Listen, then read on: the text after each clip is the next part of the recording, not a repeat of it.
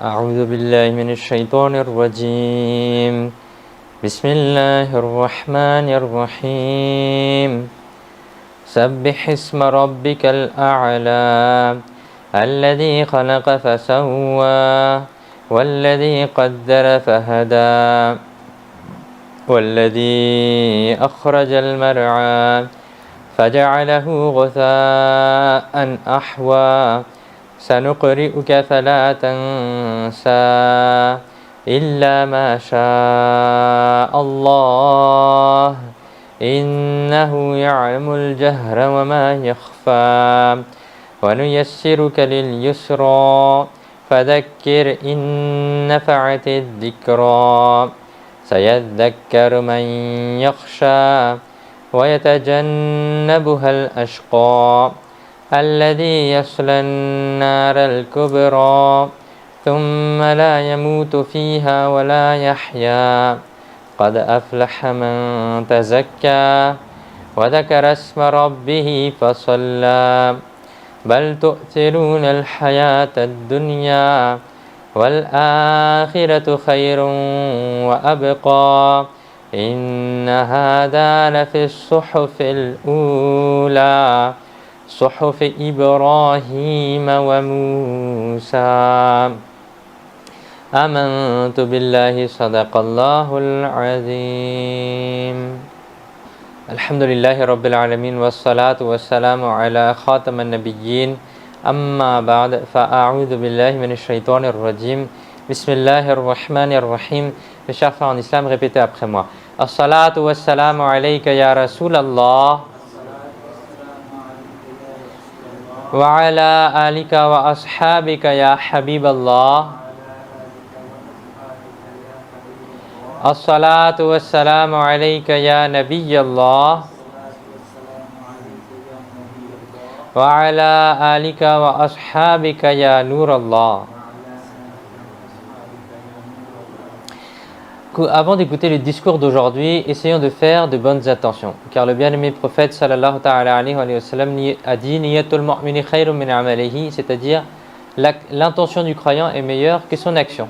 Donc essayons pour récolter les bonnes actions, pour essayer de récolter la récompense, de faire des bonnes actions, que Inch'Allah Azzawajal, on essaiera d'écouter le discours du début à la fin pour apprendre les sciences religieuses, Inch'Allah. On essaiera d'écouter attentivement pour obtenir l'agrément d'Allah Azzawajal. Et on essaiera d'augmenter notre amour pour le prophète alayhi salatu wassalam, pour les compagnons alayhim ridwan et pour les pieux prédécesseurs. Il y a de nombreuses vertus, mes chers frères, à réciter la salat ala nabi, que l'on appelle aussi le durud sharif, sur le bien-aimé prophète sallallahu ta'ala alayhi wa sallam.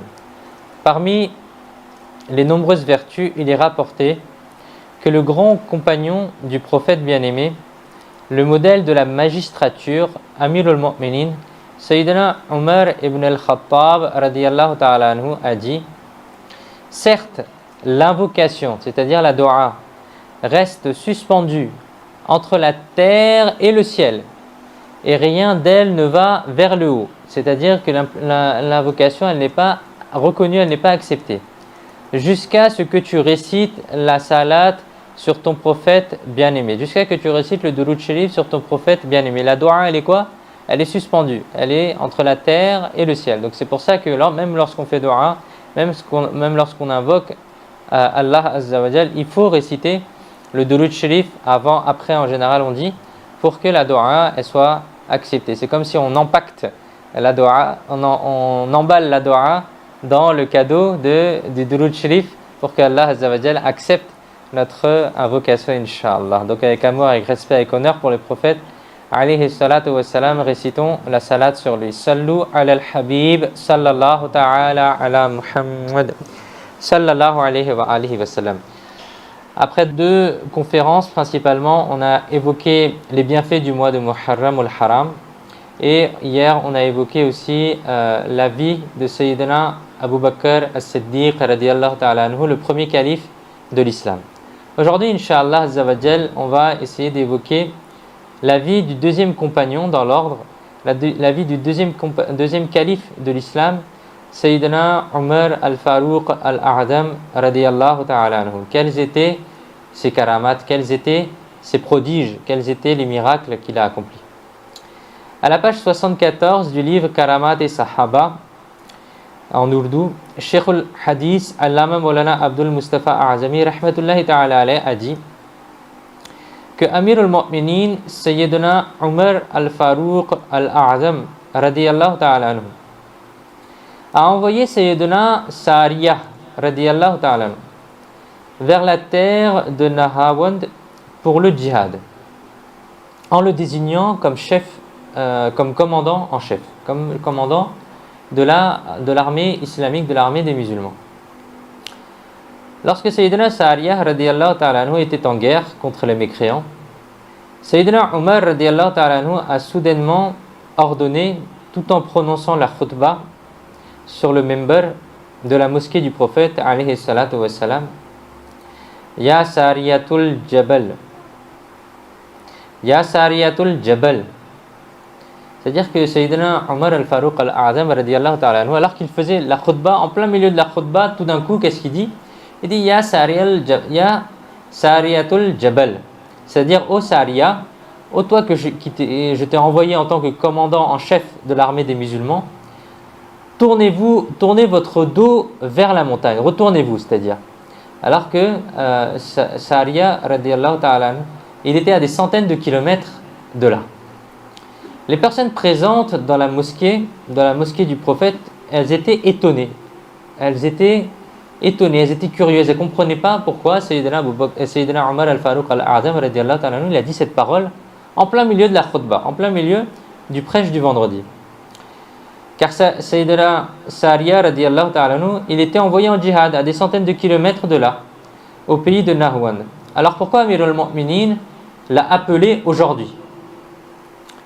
La confusion se dissipa lorsqu'un envoyé participant à la guerre de Sayyidina Sariya radiyallahu ta'ala anhu, il revient et rapporta qu'en affrontant les mécréants sur le chemin de bataille, alors que les signes de la défaite étaient évidents pour nous les musulmans, nous avons entendu une voix. C'est-à-dire que qui dit ça? C'est quelqu'un qui a participé avec Sayyidina Sariya radiyallahu ta'ala à la guerre. Il dit nous avons entendu, c'est-à-dire les musulmans ils ont entendu, ô Sariya, tourne ton dos vers la montagne.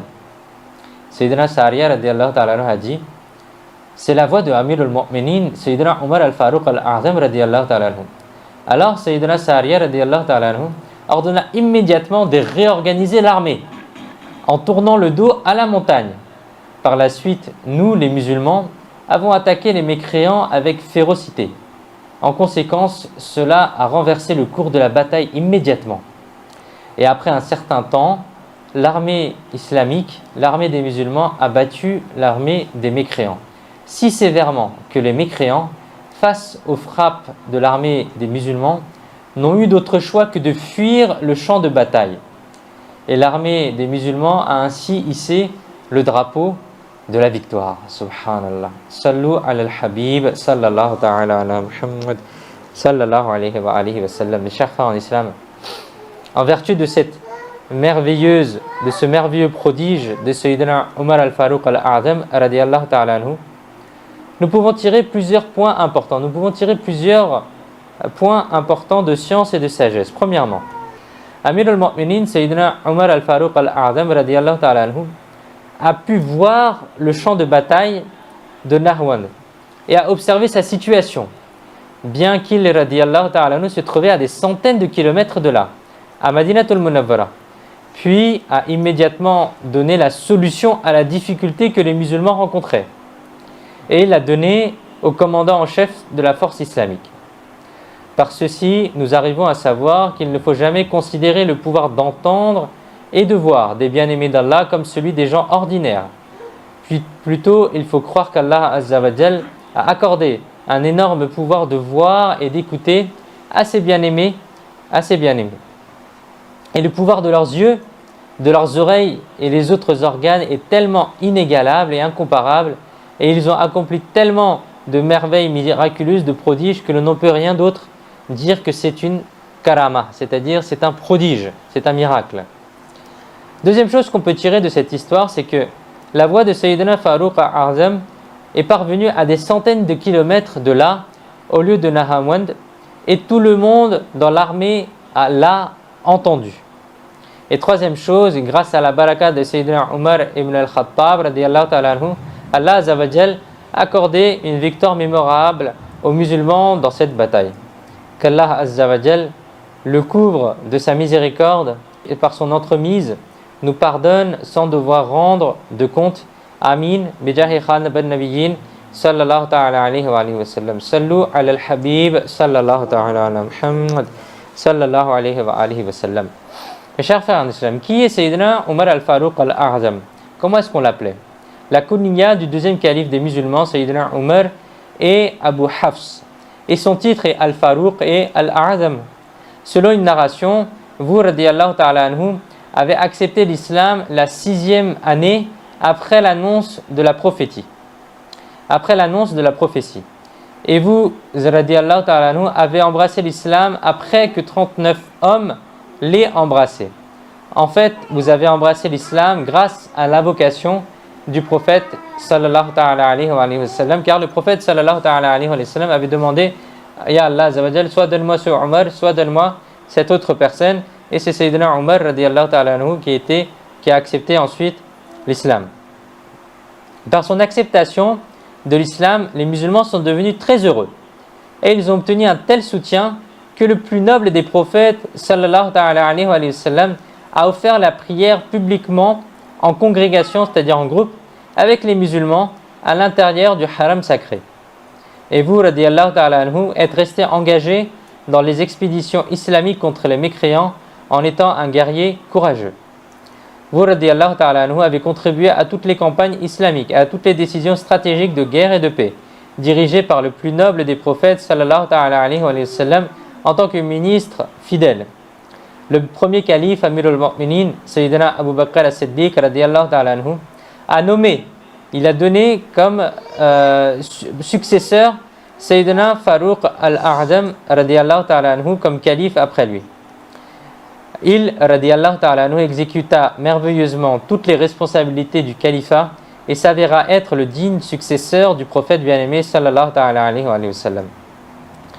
Un mécréant nommé Abu Loulou Firouz, c'était un adorateur du feu, a attaqué Sayyidina Umar al-Faruq al-A'zam radiyallahu ta'ala anhu avec un poignard durant la prière de Fajr. Et il, radiyallahu ta'ala anhu, a succombé à la blessure fatale et a embrassé le martyr le 3e jour après l'attaque. Au moment du martyr, l'âge de Sayyidina Umar al-Faruq al-A'zam était de 63 ans. Était de combien? 63 ans, comme le prophète sallallahu ta'ala alayhi wa sallam. Sayyidina Suhaib radiyallahu ta'ala anhu a dirigé la salat al-janaza, la prière funéraire.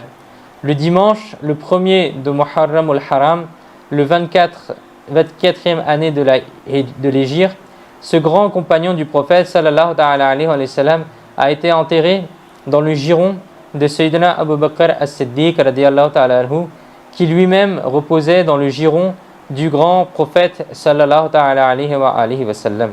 Qu'Allah Azza wa Jal leur fasse miséricorde et par l'entremise nous pardonne sans avoir à rendre de compte. Amin. Bijahi khatam an-nabiyyin sallallahu ta'ala alayhi wa sallam.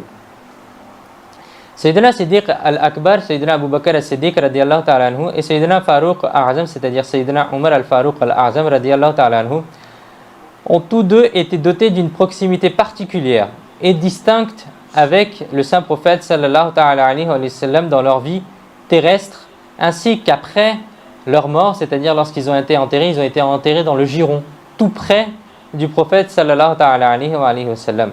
Et lorsqu'on va à Madinatul Munawwara, lorsqu'on présente le salam au bien-aimé prophète sallallahu ta'ala alayhi wa sallam, qu'est-ce qu'on a juste après? On a des petits ronds sur les grilles. La première grille, c'est le prophète sallallahu alayhi wa sallam. La deuxième, c'est Sayyidina Abu Bakr as-Siddiq. Et la troisième, c'est Sayyidina Umar al-Faruq al-A'zam radiyallahu ta'ala anhum. Et lorsqu'on présente le salam au prophète alayhi salatu wa sallam, ensuite on présente le salam aux deux autres et nobles compagnons que sont ces grandes personnes. Après Sayyidina Siddiq Akbar, après Sayyidina Abu Bakr as-Siddiq radiyallahu ta'ala anhum, Sayyidina Umar ibn al-Khattab radiyallahu ta'ala anhu est le meilleur de tous les compagnons du saint prophète sallallahu ta'ala alayhi wa sallam. C'est-à-dire que dans notre croyance, les savants, ils ont donné l'ordre de prééminence, l'ordre dans lequel les compagnons alayhim wa ridwan sont les meilleurs.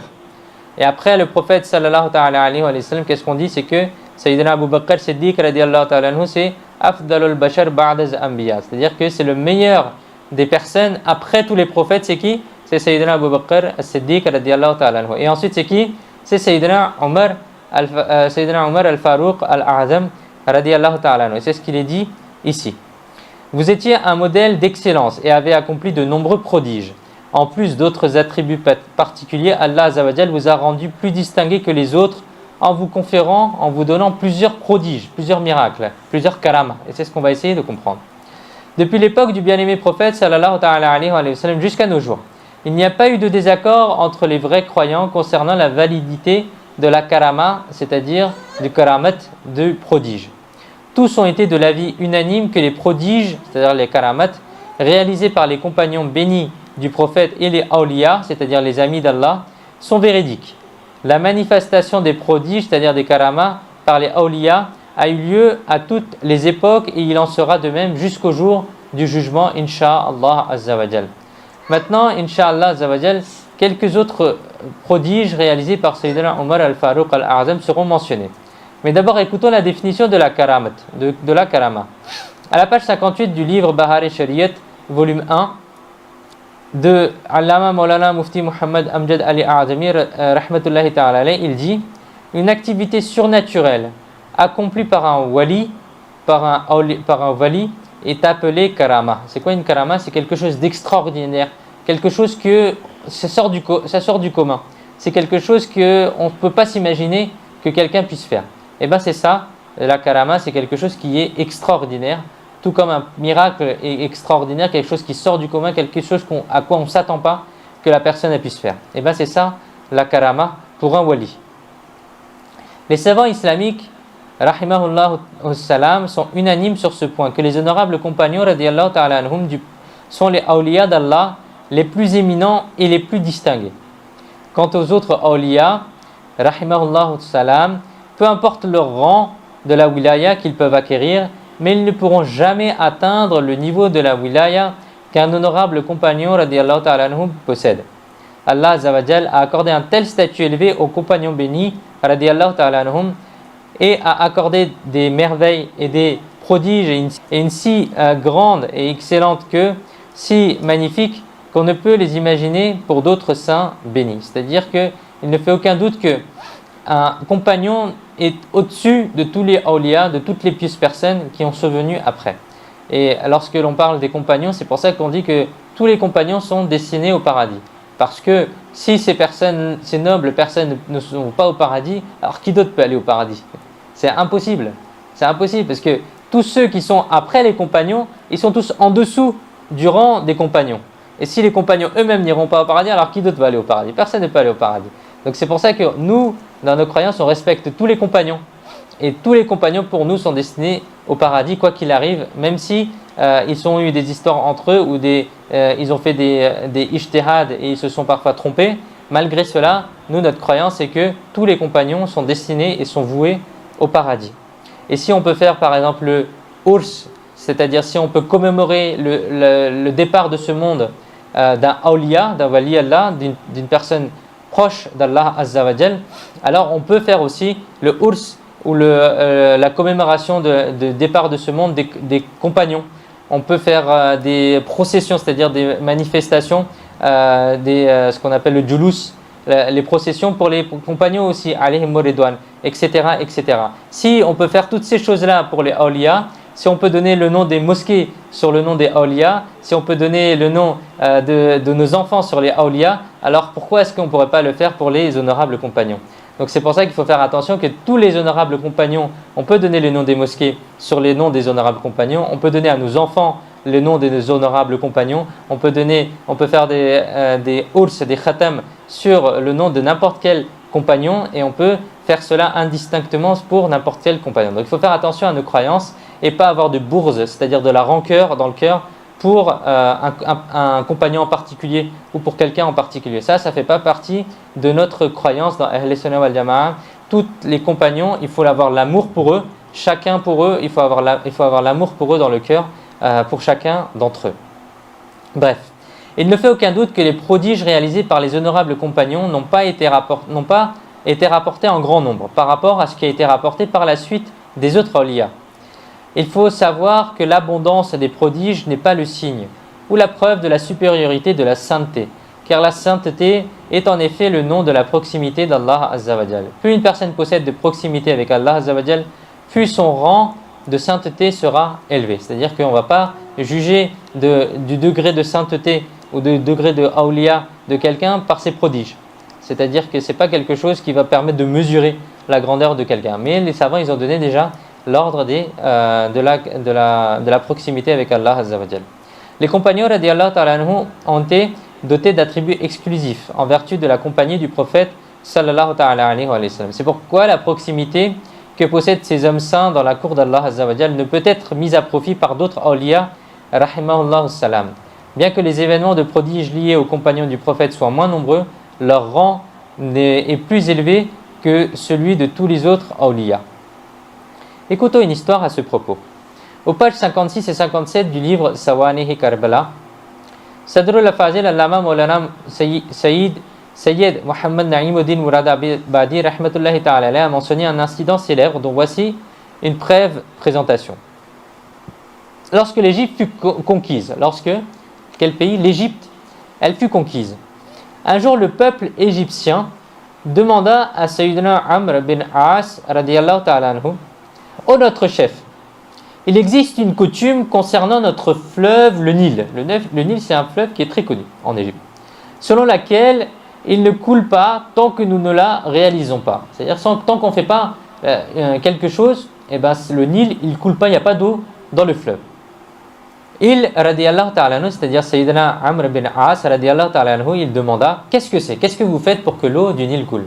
Et les gens y répondirent, les gens d'Égypte y dirent: nous enlevons une jeune fille vierge à ses parents, nous la parons d'une robe élégante et de beaux bijoux, puis nous la jetons dans le Nil. Allahu Akbar.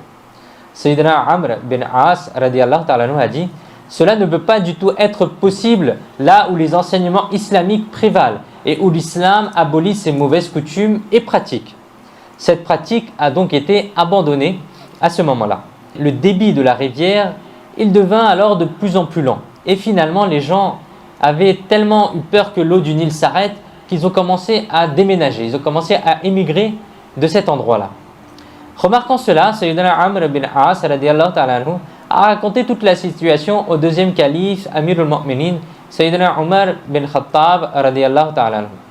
Dans sa réponse, le calife Sayyidina Umar ibn Khattab radiyallahu ta'ala anhu, il écrit: vous avez bien fait, c'est-à-dire que vous avez bien fait d'arrêter cette coutume où les gens enlevaient une fille, la paraient et on la jetait ensuite dans le Nil. C'était une mauvaise chose. Sayyidina Umar ibn Khattab radiyallahu ta'ala anhu, il confirme ce que Sayyidina Amr bin As radiyallahu ta'ala anhu a fait. Et ensuite il dit: certes, l'islam éradique ce type de pratique. Il y a un morceau de papier joint à cette lettre. Mettez-le dans le Nil. Écoutons qu'est-ce que ça va être cette lettre. Lorsque la lettre parvint à Sayyidina Amr bin As radiyallahu ta'ala anhu, il sortit ce morceau de papier écrit pour le fleuve Nil. Qu'est-ce qu'il était écrit dessus? Il était écrit: ô Nil, ne coule pas si tu coules par ton propre gré. Et si Allah Azza wa Jal te fait couler, je demande à Allah Azza wa Jal de te faire couler. Sayyidina Amr bin As radiyallahu ta'ala anhu, il mit ce morceau de papier dans le fleuve Nil. En une nuit, le niveau de l'eau monta de près de 16 mètres. Et cette coutume fut complètement abolie en Égypte. Allahu Akbar. Chers frères en islam, on apprend de cet événement que l'autorité de Amir al-Mu'minin Sayyidina Umar al-Faruq al-A'zam radiyallahu ta'ala anhu, il dominait même sur les rivières. Et les rivières ne désobéissaient pas à ses commandements. Ceci en vertu de la pureté de l'iman, c'est-à-dire de la foi de Sayyidina Umar ibn al-Khattab radiyallahu ta'ala anhu, acquise de la plus vertueuse compagnie du noble prophète sallallahu ta'ala alayhi wa sallam. Allah Azza wa Jalla a ensuite débarrassé le peuple d'Égypte de cette mauvaise coutume. Chers frères en islam, comme la mauvaise coutume qui prévalait en Égypte pour faire couler le Nil, plusieurs coutumes odieuses et interdites ont de fortes racines qui se sont profondément ancrées dans l'éthique morale de nos sociétés musulmanes. Ces pratiques non islamiques plongent les musulmans dans un profond abîme de destruction, les détournant du chemin de la sunna du bien-aimé prophète sallallahu ta'ala alayhi wa sallam. Des pages 12 à 16 d'un excellent livre Islami Zindagi en ourdou, Le résumé des commentaires d'un commentateur de renom, un grand penseur de la Ummah, Mufti Ahmad Yarkhan Naimi, alayhi rahmatullahi hannan, concernant les mauvaises coutumes et la condition misérable des musulmans est le suivant. Il n'y a pas une seule âme sensible aujourd'hui qui ne soit pas affligée, qui ne soit pas triste en raison de la condition misérable des musulmans de ces temps-ci. Et il n'y a pas un seul œil qui ne pleure pas en voyant leur pauvreté, leur détresse et leurs difficultés. Ils ont perdu leur règne, ils ont été privés de richesses, leur honneur et leur dignité ont pris fin. Ils souffrent de toutes sortes de maladies ces temps-ci. En observant ces conditions, l'anxiété atteint son sommet. Mes chers amis, seulement pleurer n'aidera pas. Et il est plutôt nécessaire de réfléchir au remède. Quel est le remède à cela? Nous devons penser à certaines choses pour trouver un remède. Et Mufti Ahmad Yarkhan Naimi rahmatullahi ta'ala alayhi continue, il dit: quelle est la maladie? Il faut identifier la maladie. Quelle est la cause de cette situation? Quel est son remède? Quelle est la prévention que l'on doit appliquer pour éviter d'avoir ces maladies? Si vous réfléchissez à ces 4 points, vous comprendrez que le remède est facile. Plusieurs dirigeants et gouvernants de notre pays et de cette nation se chargent de réformer la nation musulmane. Mais ce qu'ils ont fait en vain. L'ironie est que chaque fois qu'un serviteur vertueux d'Allah Azza wa Jalla a suggéré la bonne solution, il a été traité de manière ridicule et insultante. En bref, la nation n'a pas prêté attention aux réformateurs sincères. Pour une seule raison, les musulmans ont perdu leur royaume, leur honneur, leur richesse et leur dignité parce que nous avons abandonné la voie de la shari'at de notre bien-aimé prophète sallallahu alayhi wa sallam. Notre mode de vie s'est beaucoup écarté du mode de vie islamique. La cause de cette déchéance est que maintenant nous n'avons pas la crainte d'Allah Azza wa Jal, ni nous ne soucions de notre condition honteuse avec laquelle nous serons présentés à la cour d'une plus noble des prophètes sallallahu alayhi wa sallam. Nous sommes totalement insouciants de l'au-delà. Nos mosquées sont désertées et les salles de cinéma et les salles de spectacle sont bondées par les musulmans. Toutes sortes de maux règnent dans la société musulmane. Les rituels et les pratiques interdites sont profondément ancrés dans nos sociétés musulmanes. Comment pouvons-nous restaurer notre honneur? Chafa en islam, la maladie réelle des musulmans est le non-respect des commandements d'Allah Azza wa Jal et de la sunna de notre bien-aimé prophète sallallahu alayhi wa sallam. Maintenant, cette maladie a apporté beaucoup d'autres maladies. Parmi le grand nombre de musulmans, il y a 3 grandes maladies. La première est la fabrication de nouvelles croyances et l'inclinaison aveugle des musulmans vers ces croyances. La deuxième est celle des conflits mutuels, des inimités, des rancœurs. Et la troisième chose, c'est les coutumes non islamiques et inutiles inventées par les ignorants. Ces 3 maladies ont détruit les musulmans, les ont privés de leur maison, les ont rendus débiteurs et en bref, les ont plongés dans le gouffre de la misère. Le remède à la première maladie est de s'abstenir de la compagnie de ceux qui ont des croyances corrompues. Adoptez la compagnie de savants sunnis, en vertu duquel votre dévotion envers le prophète bien-aimé sallallahu alayhi wa sallam peut augmenter et l'esprit pour le respect de la sharia, c'est-à-dire des règles islamiques, peut se développer. C'est-à-dire que ce qu'il est dit là, c'est qu'il faut essayer de rester en compagnie de ceux qui nous font augmenter notre amour pour le prophète sallallahu alayhi wa sallam, ceux qui nous font goûter à la sunna du prophète sallallahu alayhi wa sallam, ceux qui nous font respecter la sharia. La remède à la deuxième maladie, il y a généralement 2 causes à toutes les discordes. La première est la colère et l'arrogance, et la seconde est l'ignorance des lois islamiques. Chaque personne désire rester supérieure aux autres et attend de tous qu'ils respectent ses droits, mais elle-même ne se soucie pas des droits des autres. Si cet orgueil et cette arrogance sont éliminés de notre nature, l'humilité se développera. Si chacun d'entre nous prend soin des droits des autres, alors il n'y aura jamais de probabilité de discorde, insha'Allah Azza wa Jal. C'est-à-dire que le musulman, il ne faut pas qu'il soit quelqu'un qui soit toujours bagarreur. Il ne faut pas qu'il soit quelqu'un qui cherche toujours les problèmes. Il ne faut pas que le musulman, il cherche toujours à en découdre avec son frère. Mais il faut qu'il essaye de calmer la situation. Il faut qu'il essaye d'arranger la situation. Il faut qu'il essaye de changer doucement les gens et pas brusquer les gens. Ça, c'est quelque chose d'important. Sinon, ça crée des tensions, ça crée des discordes, ça crée des disputes. Et des disputes souvent qui sont inutiles et qui n'ont pas de solution. C'est-à-dire c'est dispute sur dispute sur dispute sur dispute, ça ne s'arrête jamais en fait. Et pour ça, il faut quoi? Il faut avoir de la patience. Il faut essayer d'être tolérant avec les autres. La troisième maladie dans la société musulmane est le cancer des coutumes et rituels odieux qui sont pratiqués à différentes occasions depuis la naissance d'un enfant jusqu'au jour de sa mort et ont affaibli les musulmans de l'intérieur. Par exemple, parfois dans certaines cultures, Il y a le fait que lorsque un bébé est né, eh ben, on va lui mettre une bague en or, ou bien on va lui mettre un collier en or. Alors que dans la charia, il n'est pas autorisé à l'homme, même s'il est encore un enfant, de mettre de l'or. Ça, c'est quelque chose de totalement haram. Et malheureusement, dans certaines coutumes, il y a quoi? Il y a le fait que lorsque quelqu'un naît, un enfant est né, qu'il soit un garçon, eh ben, on va lui mettre une bague en or. Il va dire, bon, c'est pas grave, c'est pour quelques instants. On va lui mettre un collier en or. Bon, c'est pas grave, c'est un cadeau, c'est juste pour quelques instants. Alors que ça, c'est complètement haram et c'est contre-productif. Et après, si on cherche la baraka, on cherche à éduquer ses enfants dans le droit chemin, comment est-ce qu'on va éduquer les enfants si la base même, dès la naissance, on commence à faire des choses qui sont contraires à notre religion? Donc il faut faire attention à tout cela et pas accepter toutes les coutumes et réfléchir aux coutumes qui sont contraires à l'islam. Si c'est contraire à l'islam, c'est contraire à la charia de mon prophète, alors je ne l'applique pas. Alors je dis aux gens, non, désolé, c'est contraire, je ne ferai pas cela. Et il faut essayer de rester ferme sur cela, il faut essayer de faire attention, pas forcément brusquer les gens, mais faire attention à notre pratique au moins, et faire en sorte qu'on ne va pas dévier de la charia. En raison de ces pratiques, lors des cérémonies de mariage, des milliers de propriétés, maisons, magasins, etc., des musulmans sont devenus la proie de prêts à intérêt. C'est-à-dire que les musulmans, très souvent, pour faire face au surenchérissement des autres, lui il a fait ça, il a payé tout ça pour son mariage, moi je vais faire encore plus. Lui il a fait acheter une maison comme ça, moi je vais acheter une maison comme ça. Et moi lui il a fait ça, moi je vais acheter encore mieux. Lui il avait une maison comme ça, moi je vais rajouter une piscine, vous allez voir, etc. etc. On cherche à surenchérir. Et très souvent, on surenchérit. Et certaines personnes, elles vont souvent dans le surenchérissement, dans cet amour pour les biens mondains, à prendre des prêts à intérêt. Et ils vont prendre des prêts à intérêt pour payer beaucoup de choses. Même pour payer parfois les études, pour payer d'autres choses qui ne sont pas nécessaires à la vie courante. Elles vont prendre des prêts à intérêt sur lesquels la charia, elle n'autorise pas à prendre des prêts à intérêt. Elles vont prendre des prêts à intérêt pour faire leur mariage. Ils vont prendre des prêts à intérêt pour faire ceci. Ils vont prendre des prêts à intérêt pour faire cela, etc., etc. Et c'est une mauvaise habitude. C'est-à-dire que souvent, moi, mes prédécesseurs et mes parents, ils me disent, c'est un engrenage en fait.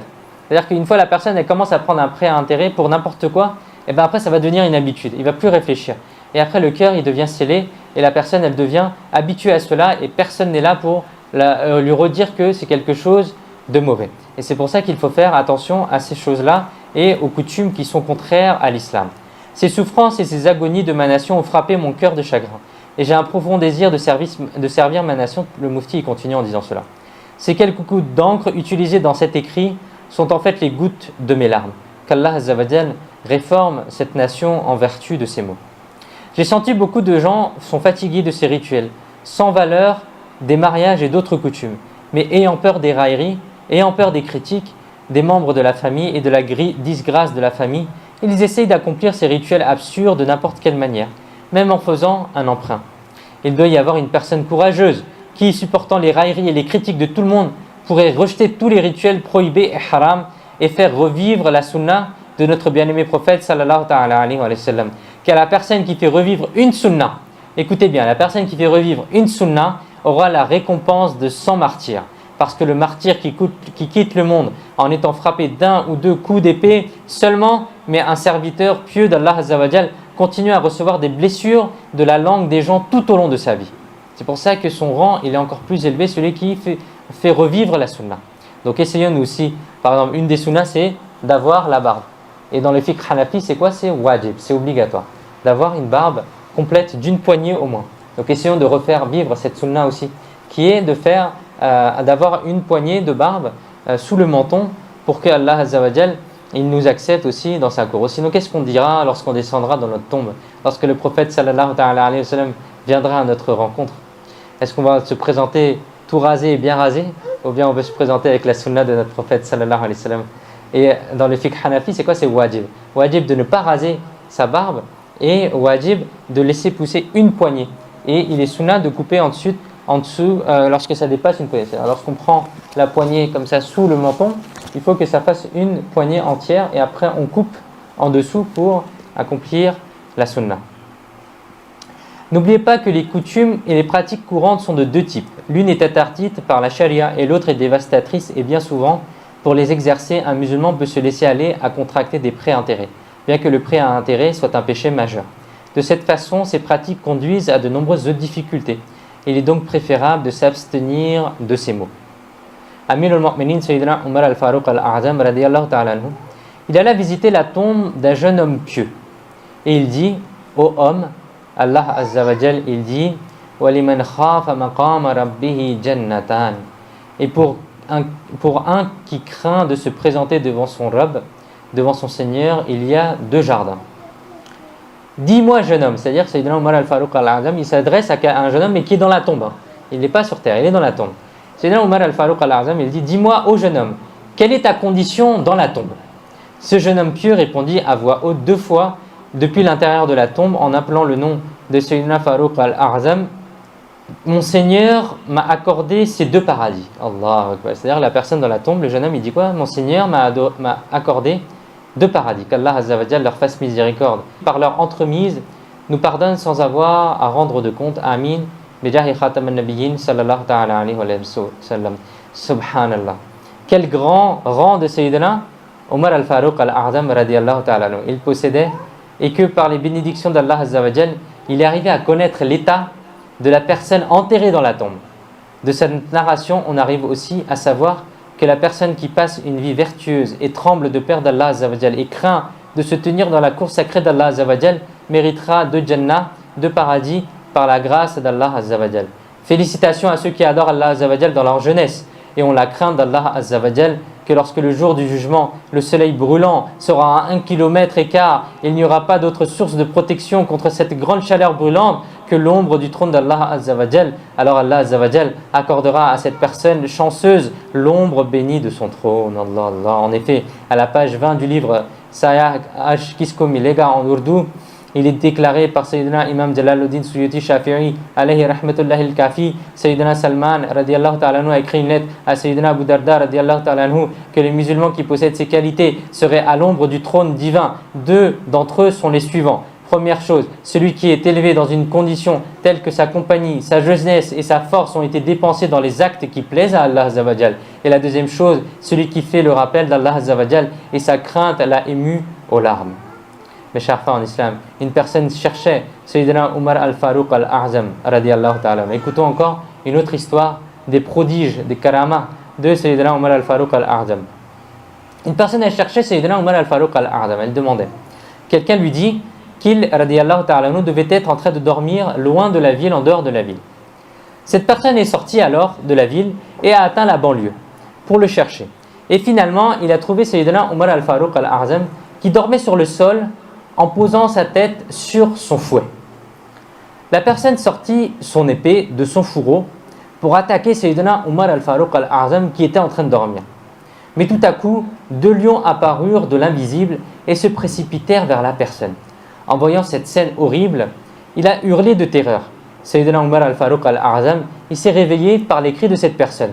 La personne a raconté toute l'histoire et a ensuite embrassé l'islam des mains de Sayyidina Umar al-Faruq al-A'zam radiyallahu ta'ala anhu. Et c'est rapporté cette histoire dans Tafsir al-Kabir. Allahu Akbar. Regardez combien il y a de prodiges à la vie de Sayyidina Umar al-Faruq al-A'zam.